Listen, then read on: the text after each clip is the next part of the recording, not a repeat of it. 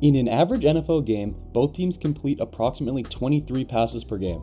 That's 46 passes completed per game. Since 1936, there has been about 17,830 games in NFL history. This means about 820,180 passes have been caught in the history of the league. Most are forgettable, the stuff you don't even remember by the next commercial break. Checkdowns, slants, zigs, other routine completions. But few catches are different. These select catches blow our collective minds, boost careers into superstardom, and dominate the cultural zeitgeist. Above all else, they leave us talking. They leave us talking long after the pellets of the turf come back to the ground, long after the fans stop cheering, even long after that player decides to hang up his cleats. These catches leave us having friendly discourse with grandparents and drunken arguments with friends. But one question looms large, either spoken or subtly in the background. What's the greatest catch ever made? And I'm here to answer that question. Because this is such a subjective topic, I've created a few scoring criteria to try and make the subjective feel as objective as possible. It's pretty simple. I'm going to go through each criteria, and the catch is going to be graded. All the scores combined together, whoever has a higher score is the better catch, objectively. The first category, and my most important, is technical ability. Technical ability is, simply put, the pure skill behind the catch. If you show someone who's never watched a down of football the catch, can they immediately understand why it's special, or do they just not get it? This category purely focuses on how the catch was made, independent of the score, moment, or stakes. Does the receiver contort his body in such a way to snag the ball he has no business grabbing? Does he tap his toes just so slightly in bounds that it makes you question everything about football? Because I believe that everyone can agree this is maybe the most fundamental to an all-time great catch, I've decided to score this category on a scale out of 20. Here's an example. 2 amazing catches, but 2 very different scores. First is George Pickens versus the Browns in 2022. On this play, Mitch Trubisky's going to drop back, throw Pickens a back shoulder ball that he barely has any time to react to. Pickens twists his body, jumps backwards, snagging the ball with one hand, all while maintaining possession. This is just a week 3 game versus the Browns. If Pickens made this catch or not, it wouldn't have had any impact on the game or the Steelers season, but that's okay. It wouldn't matter if it was the Super Bowl, because we're just looking at the catch itself. On technical ability, I rate it a 19 or a 19.5. It just simply doesn't get much better than that. We compare that to Larry Fitzgerald's catch versus the Packers in overtime in the playoffs. Larry's going to get open, make a simple catch, and then weave through multiple defenders, make an insane play, and get the Cardinals from the Cardinals 20 to the Packers 5-yard line and set them up to advance to the NFC Championship. Insane play, a better, more important play than Pickens, but on technical ability alone, it only gets a 3 out of 20 because he just simply goes up and catches it. I hope these examples illustrate my point.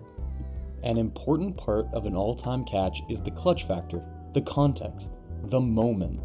This category, unlike the first, wouldn't immediately pop out to someone who doesn't know football. It may not even stand out to a football fan who wasn't there to experience it live. This has nothing to do with the skill behind the catch and everything to do with how it impacts the history of the game. I also think every fan would admit this is fundamental when we talk about the greatest. However, I don't think it's quite as important as the technical skill of the catch, because anyone can make a game-winning playoff catch if it gets wide open, even me, but not everyone is able to make a jaw-dropping week 1 garbage time catch. I believe it's almost half as important as the catch itself, so I've decided to score the category of the moment on a scale from 0 to 7.5. To put this into perspective for you guys, let's use an example. Firstly, we have Puka's catch from just a few weeks ago. Stafford throws a deep ball to the right side of the field near the sidelines, and Puka reaches over with his right hand and makes a disgusting one-handed snag, reaching across the defender and taking what was sure to be a pick into a highlight reel play. Now, this play helped the Rams out in an important game with playoff implications, but it was early in the fourth, not a do-or-die moment, and the Rams didn't need this play, as they were the NFC 1 seed conversation before and after this game. However, it was still a big play at a big moment against a pretty solid team. So I'd give it a 4 out of 7.5 on the important scale. Important, but not season-defining in the slightest. Compare that to the Edelman catch in the Super Bowl versus the Falcons. Brady fires the ball over the middle, it gets tipped up in the air. 3 Atlanta defenders and Edelman dive forward, and Edelman comes away with the ball. I'm sure we've seen this catch 1,000 times. No sane person would say that this catch was technically better than Puka's. Most would agree it's actually partially luck. But in the Super Bowl, in a must-have-it moment, during the greatest comeback in sports history, arguably, you have to give this moment a perfect 7.5 out of 7.5. Another important element of a great catch is the X factor. This is where we look at everything beyond pure technique. Were the weather conditions harsh? Did the receiver get laid out by the linebacker and still hold on? Or did he perhaps make the catch in a funky way, like a quarterback catching his own pass? Although it takes the same technical skill, I don't think anyone could argue a one-handed catch in a dome is harder than in a blizzard. That's why I believe it's important to look at external factors, increasing the degree of difficulty on these catches. This category is clearly not as important as the first two though, so I decided to grade it on a scale of 0 to 4. One big example I like to look at is Malik Nabers' catch earlier this year, where he's literally being blinded by the defender and still catches it. This one gets a perfect 4. The last and most niche category, and arguably subjective, but I did think it was important to include, is cultural impact. This is where we look at the elements off the field. When we use the word greatest, it's different than best. When we say best, it's a simple way of analyzing a catch. You just look at how good the catch was, the technical ability. But greatest implies something grander. It has to take into account all the context, the legacy, the historical significance. So that's what this category does. It looks at how legacy dividing, how viral, if we're still talking about it after a long time. Did it change the culture? This is important when we talk about greatest, but it's clearly the least important, so I'm only scaling it from 0 to 2.5. Odell's one-handed catch is the most obvious perfect 2.5. It completely changed the way people look at the one-handed catch, and we still see it posted on social media to this day. Something like Cole Beasley's ridiculous behind-the-back one-handed catch versus the Giants, it's a wild circus catch, but is largely forgotten. It gets a 0 or a 0.5. With all that being said, each catch will be graded on a scale from 0 to 34. I know this seems pretty specific, but I hope my reasonings kind of got to you of why it's 34 specifically. The higher the score, the higher you are on the list. It's as simple as that.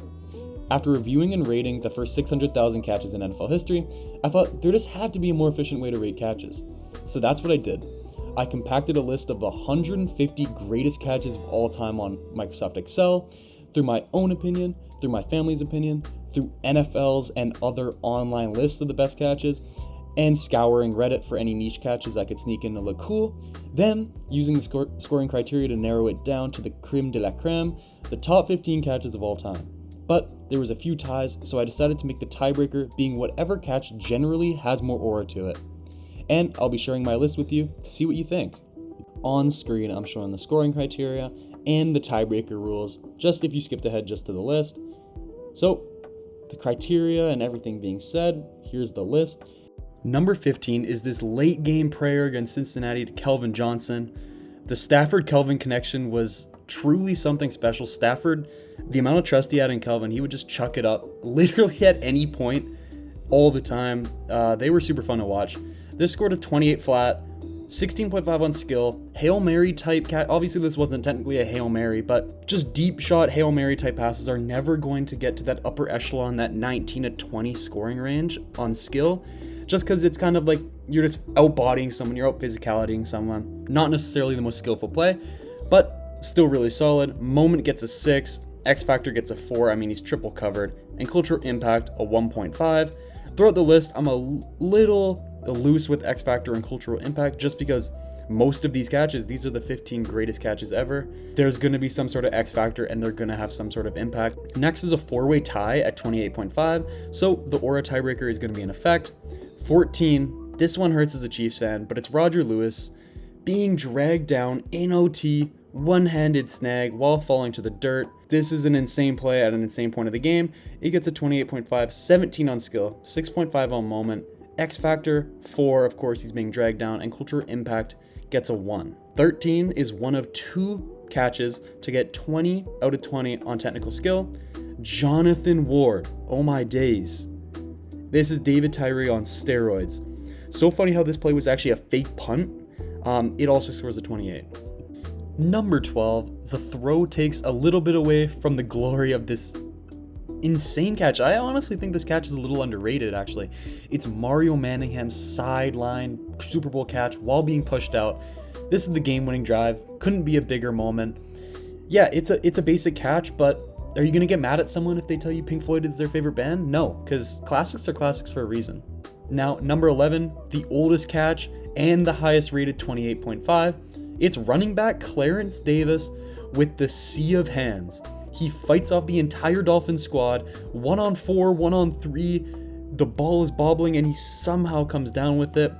This was to send the Raiders to the Super Bowl, so it literally could not have been a bigger moment.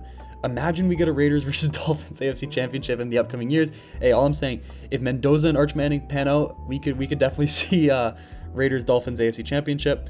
This scored a 28.5, 15 on technical skills, 7.5 on moment. Of course, to send a team to the Super Bowl, it couldn't be a bigger moment. 3.5 on X Factor and 2.5 on cultural impact. Number 10, we've seen it a million times. It's Tyree. Our first of 3 29s. This legendary catch lands itself at 10. Number 9 is Nate Washington absolutely little broing this poor safety late in the game for a crucial tutty. It really doesn't get much more mossier than this, man.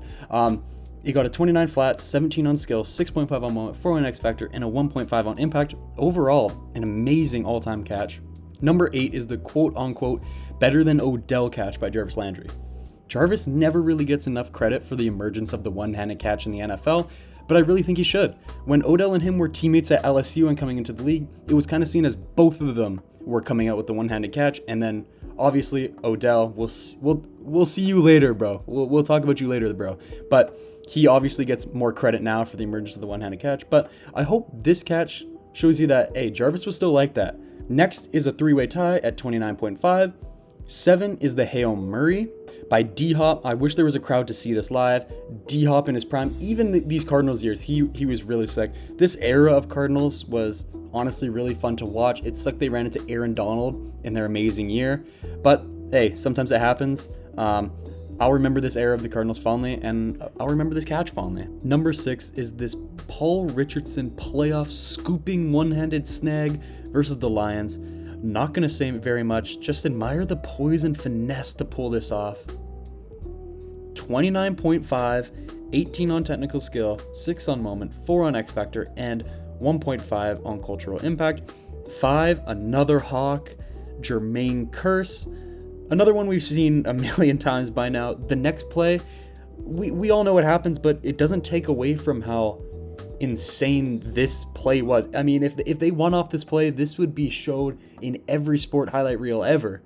The wherewithal, the eye coordination to track down this ball as it's flipping everywhere in the air is just insane, and that's why it lands at number 5. Our first 30, and 30 is when we reach mind-bending territory. It's Garrett Big Dog Wilson with a disgusting Michael Jordan-esque snag against the Texans.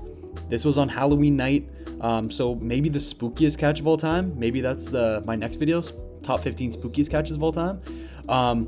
But no, this catch is genuinely disgusting. The vertical ability of Garrett, the way he taps his shin down in bounds, I've never really seen anything else like that.